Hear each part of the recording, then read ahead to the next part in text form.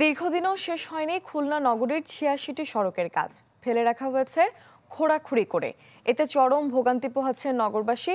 বর্ষা মৌসুমের আগে শেষ না হলে ভোগান্তি বাড়বে বহুগুণ।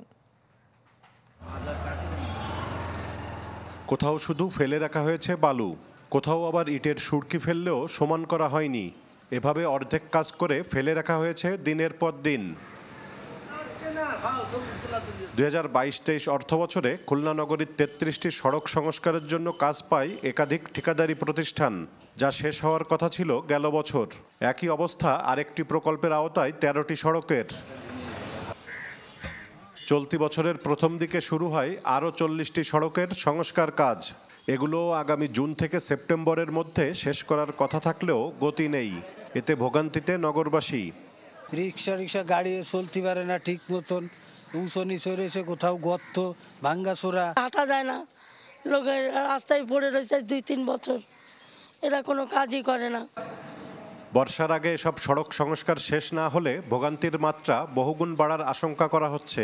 কাজে ধীরগতির জন্য ঠিকাদারদের গাফিলতি ও সিটি কর্পোরেশনের তদারকির অভাবকে দুষছেন স্থানীয়রা। রূপসার থেকে কবরখানা পর্যন্ত আগামাথা জায়গা সব ভাঙাচোরা, গানা কন্দ।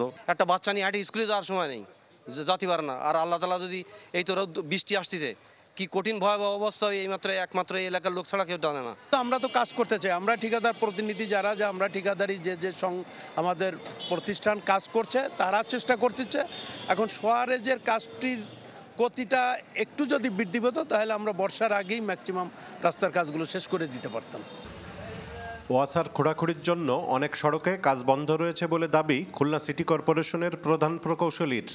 ওয়াসার এই সুয়েরেজ লাইনের কাজের জন্য মূলত আমরা ওই কাজগুলো আসলে বন্ধ করে রেখেছি।